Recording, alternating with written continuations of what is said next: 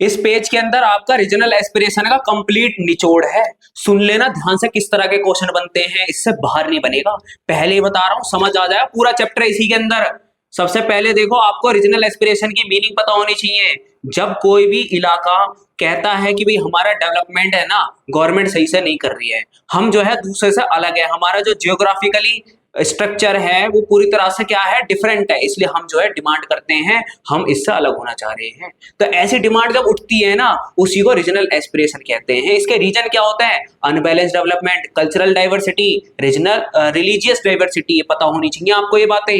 फिर कश्मीर वाला मुद्दा ये आपको पता होना चाहिए। कश्मीर से रिलेटेड क्वेश्चन बन जाता है कि ये कंट्रोवर्शियल और कॉन्फ्लिक्टेड कैसे है कश्मीर का मुद्दा, जैसा पाकिस्तान इंडिया के बीच में। पता है ना ये बात आपको?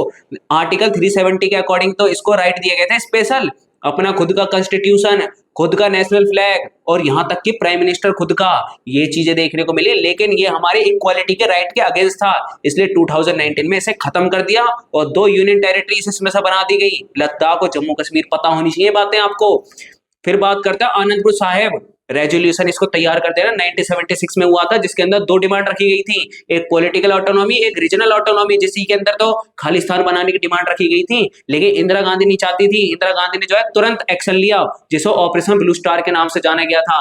गोल्डन टेम्पल में तो लिया गया था, लेकिन इसे इंडिया के अंदर जितने भी सिख लोग थे उन्होंने अपने इसके अगेंस्ट समझा, किसके, कि हमारे रिलीजन के साथ है ना काफी ज्यादा ठेस पहुंचाई है हमारे रिलीजन पर, तो इसलिए जो है ना एक एक्शन लिया गया था। और यहाँ पर जो है काफी दंगे फसाद हुए थे, आपको पता होगा, और इस तरह की सिचुएशन क्रिएट हुई थी।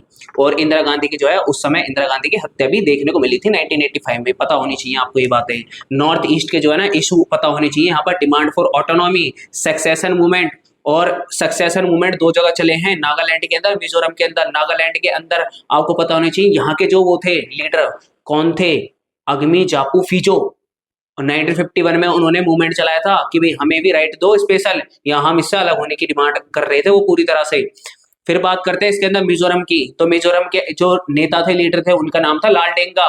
उन्होंने 1966 में ये कहा कि भाई हमारे इलाके में ये, भाई आप देख सकते हैं ऐसी क्रिटिकल सिचुएशन बनी हुई है, यहाँ पर जो है सूखा पड़ गया है, ड्रॉट हो गया है, लेकिन आप बिल्कुल ध्यान नहीं दे रहे हो, तो इसलिए हम इससे अलग होना चाहते हैं। इंडिया से अलग होने की डिमांड करी लालडेंगा ने।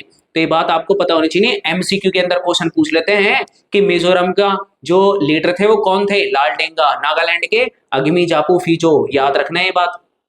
फिर बात करते हैं movement against the outsider. Outsider के अगेंस्ट जो मूवमेंट चले थे ना, वो असम में चले थे। असम के जितने भी स्टूडेंट थे उन सब ने जो है ना एक वो बनाया था ऑर्गेनाइजेशन, जिसका नाम था आसू, ऑल असम स्टूडेंट यूनियन। पता होनी चाहिए आपको, 1979 में बना था। इसका पता मकसद क्या था? जितने भी इलीगल माइग्रेशन करके आए हैं ना हमारे यहाँ पर असम के अंदर, कहाँ से? बांग्लादेश से, भाई एक एक को निकाल दो यहाँ से, एक एक को। हम हमारी जो है, हम भाई माइनर बनकर रह जाएंगे, हमें अच्छा थोड़ी लगेगा, हमारे एम्प्लॉयमेंट सारा खत्म हो जाएगा, तुम बाहर के लोगों को बसा रहे हो। यही सबसे बड़ा मुद्दा बना हुआ था वहां पर इलेक्शन में भी। पता होनी चाहिए बातें आपको। ये असम वाला क्वेश्चन ही बन जाता है 6 मार्क्स का, ध्यान रखना ये बात। ये इलीगल माइग्रेशन को देखने को मिला था यहाँ पर। फिर बात करते हैं यहाँ पर द्रविडियन मूवमेंट। द्रविडियन मूवमेंट तैयार रखना, आंसू की फुल फॉर्म याद कर लेना, और साथ में जो है कब बना था 1979 में, कमेंट करके और बता देना आंसू की फुल फॉर्म। फिर है यहाँ पर द्रविडियन मूवमेंट। द्रविडियन मूवमेंट जो है चलाया किसके द्वारा था? ईवी रामास्वामी नायक। पेरियार, पेरियार जो है ना, इनका नाम करके पूछ लेता है, पेरियार किसे जाना जाता है? यही थे ईवी रामास्वामी। ऐसे भी 1 मार्क्स में पूछ लेते हैं एमसीक्यू में। उसके बाद इन्होंने पता है क्या करा था? जो ब्राह्मण जो अपना डोमिनेंस दिखा रहे थे ना, ब्राह्मण के डोमिनेंस के अगेंस्ट था पूरा द्रविडियन मूवमेंट। ये तमिलनाडु के अंदर शुरू हुआ था, लेकिन साउथ इंडिया के अंदर तो सक्सेस हुआ था, लेकिन ज्यादा इसको सपोर्ट नहीं मिला, इसलिए ये बंद हो गया, ज्यादा सक्सेस नहीं हुआ। ये पता होनी चाहिए बात आपको।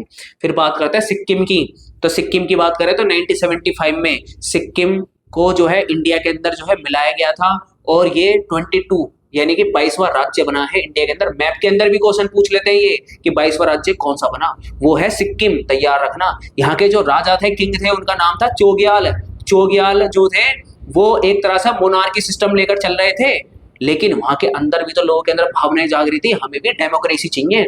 लेकिन इंडिया ने ये बोला था कि भाई जो सिक्किम है ना, इसके जितने भी जो फॉरेन रिलेशन होंगे और डिफेंस होगा सारा हम रिस्पॉन्सिबिलिटी लेते हैं उसकी। लेकिन यहाँ पर मोनार्की सिस्टम ही रहा, मोनार्की सिस्टम रहा। और उसके अब वहां पर लोगों ने कहा भाई हमें डेमोक्रेसी चाहिए, इंडिया में मिलना चाहते हैं। उसके बाद वहां से एक प्रपोजल आया इंडिया के पास कि हम तुम्हारे साथ मिलना चाहते हैं। इंडिया ने एक्सेप्ट करा और इंडिया को मतलब सिक्किम को बना दिया 22वां राज्य है। पता होनी चाहिए बात कैसे बना था। गोवा 1961 में बना था, पहले जो है पुर्तगाल के अंडर में था। ये पुर्तगाल से जो है इसे आजाद करवाया गया, इंडिपेंडेंट करवाया। किसने करवाया? इंडिया ने। फिर बात करते हैं यहाँ पर हमें क्या सीखने को मिला इससे, रीजनल एस्पिरेशन से। इतनी सारी कहानी मैंने बताई है, पता तो चला होगा कुछ तो सीखने को मिला है आपको। जो सीखने को मिला है ना वो चीजें इसमें बतानी पड़ती हैं कि what you learning about the regional aspiration. ध्यान रखना है ये बात। तो इस तरह के क्वेश्चन बनते हैं, इनकी तैयारी करो। बाकी मिलते हैं नेक्स्ट वीडियो में।